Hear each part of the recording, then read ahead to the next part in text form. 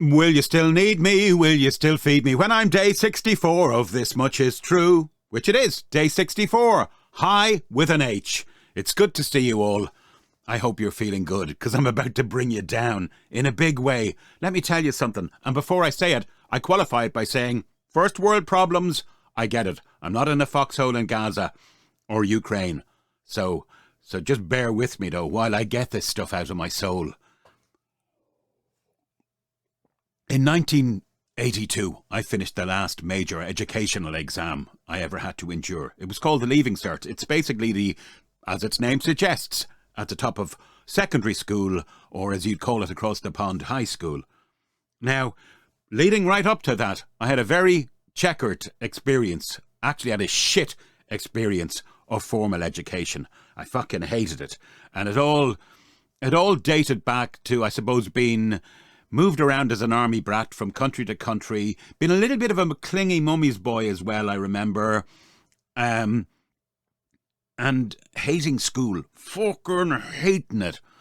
And it seemed to hate me as well. And then I overheard someone, I'm not going to say who, although I know who it was. You got to be so careful what you say around children. If nothing else, take that out of today. I was trying to learn to read a book or something, and somebody said, Mark is a slow learner.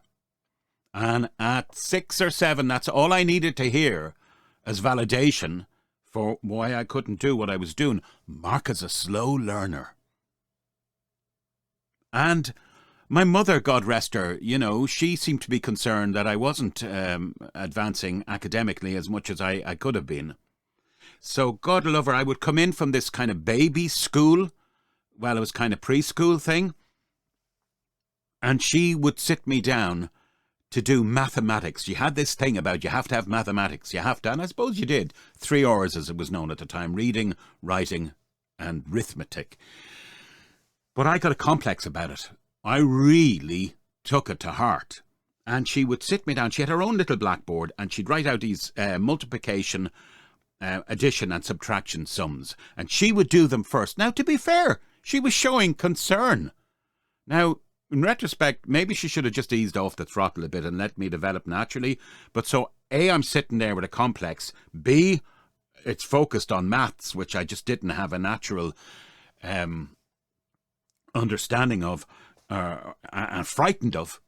And she would do all these sums. And you know what? I was so terrified. One thing about it was I developed at the time this incredible memory. I would remember, she'd do them first, so I'd see the answers.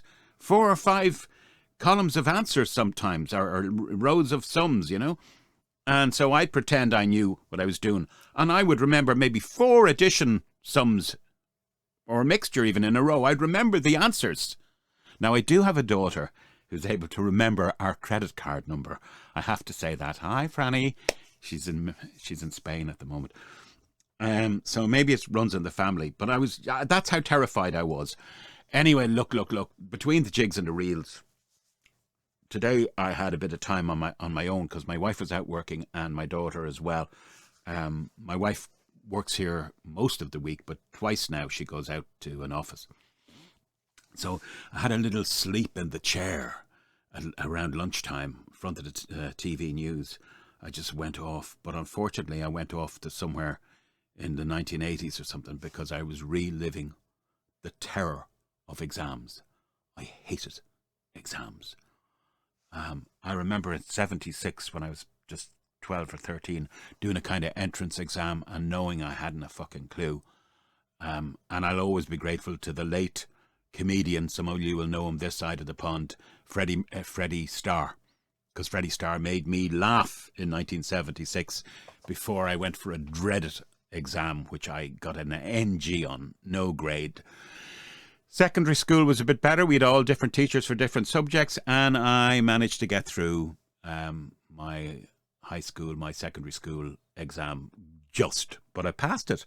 And there's a lot of very successful, wealthy people in this country today, one not very far from here, I had a chat with them recently, who never got their frickin' exams, but to me I had to get this exam, and I'm reliving it. Do you remember that song, 19? As I said, this is first world problems now. Do you remember, 8 to 10 years after coming home, men are still reliving the Vietnam War? Well, 42 years later, I'm still reliving the frickin' exams. Am I alone? Do you guys get that? Oh, hi, Jerry. By the way, I did have and Nigel. Let me not forget Nigel up in Mayo.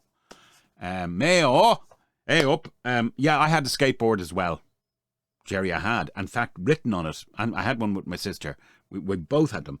Cowabunga.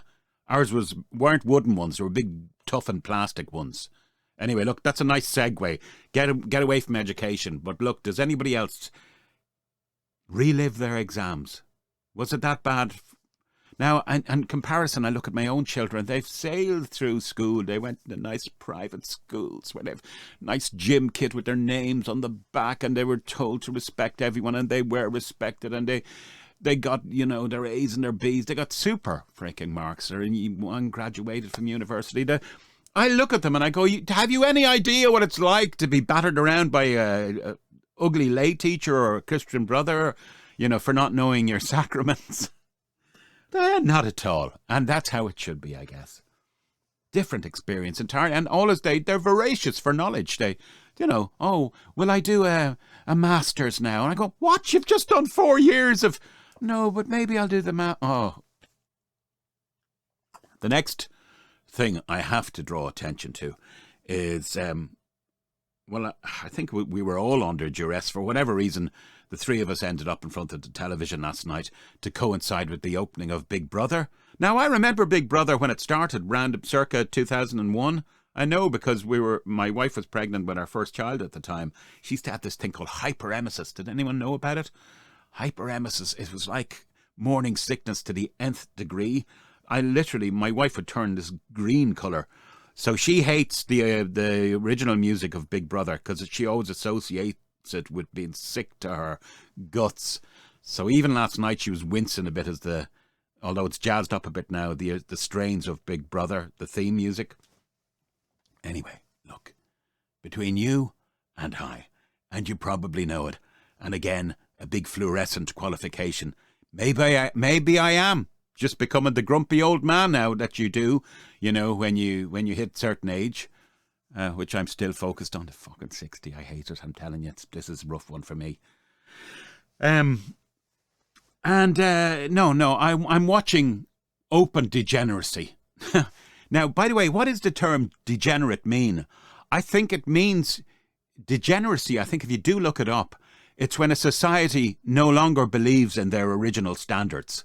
All right? Standards weren't always stiff upper lip bad things. Standards were good. And you'll see it in army situations or military situations. You have to have standards. You have to have discipline. Now, some of that's gone out the window, certainly stateside. We have our woke army. I'm sorry, you ain't going to fucking last 2 minutes in front of a serious army. No, you can run away with your rainbow flag. It ain't going to happen. Your arse is going to be fucking kicked because there are standards in place. No disrespect to your community. Good luck with it. But on a battlefield is not the place for it. Hey, I got to throw a grenade. Will anybody just jump down in case I hurt anyone? Sorry. Ooh, that noise has offended me. Oh, fucking hell. I'm sorry, but it's Snowflake City that I'm looking at these days all around me. That said, technology is probably just going to be the decider, isn't it? Who really needs a standing army probably if you've got some technology drones chasing you around. As I saw recently, I saw a guy being chased by an explosive drone. It was on Twitter or something. It's horrific. Guy being chased around a tank by a little thing the size of a football. I'd say it killed him as well. That was just murder.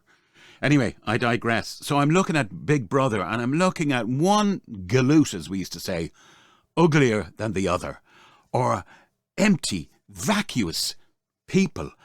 I hark back to the original Big Brother. I got that. It was like a social experiment. You had Craig the Bricky, Nasty Nick, Anna Nolan. Hello, by the way, she's in TV these days. Who are you with, Anna Nolan? It's a big company that you're head of. It's a production company, isn't it? Yeah, it'll come to me. Anyway, and that was great. But now, in the same way as the Eurovision, it hit a certain race to the bottom, so is Big Brother. So I was looking at Louis Walsh and Sharon Osbourne. Look, grow old gracefully. There's nothing worse than an L fella and an L one trying to get down with the kids. The young faces almost tattooed onto them. This business of filling your face with water? You just look stupid. Grow old gracefully, for fuck's sake. There were, some actors as they got older and actresses back in the day, and they were just handsome and beautiful, gracefully. Raquel Welch, I don't remember her getting any face job done. She's passed recently. She looked beautiful, and then you Sean Connery as well. The older he got, the more handsome he got. You see, there was a different type of Sean as he got older. He got a bit more mellow in himself. There wasn't any more pussy galore at that stage. No, he was good in his own skin. Whereas when he was younger, he'd be chasing the pussy galore. He would. And, he'd be going, "You're beautiful. Sit down. I'm not asking you. I'm telling you." Oh, there was a nasty... He was vicious when he was young. But, he got this beautiful melodious thing when he got older. Looking last night, the guy walking around without his trousers on. What the fuck was that? Hey, hello. Christ on toast. I just... Oh, yeah, maybe I'm the old fella. Maybe, sorry, but... Degeneracy. Society no longer believing in its own standards, its own norms. And also, I believe the TV production companies, they're missing a trick because they're going for the garish, they're going for the outlandish, and it doesn't work. It's off-putting because nobody really, although there's a lot of empty heads around, I get it, want to aspire to that.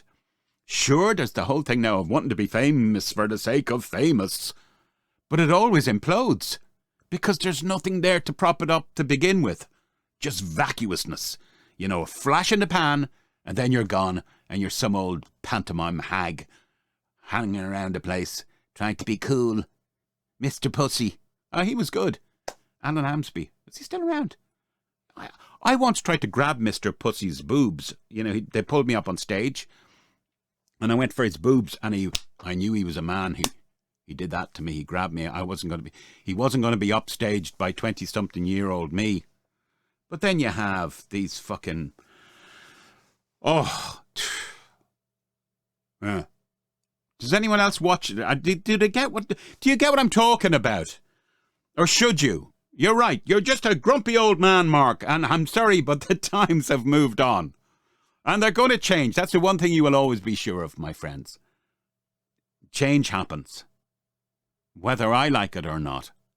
What have I got left? Who knows? It's not that long. And do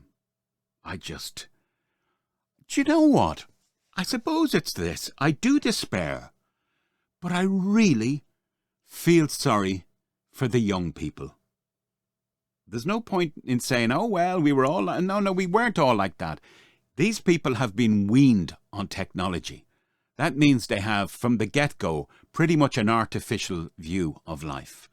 They're also being controlled now because they are screen myopic.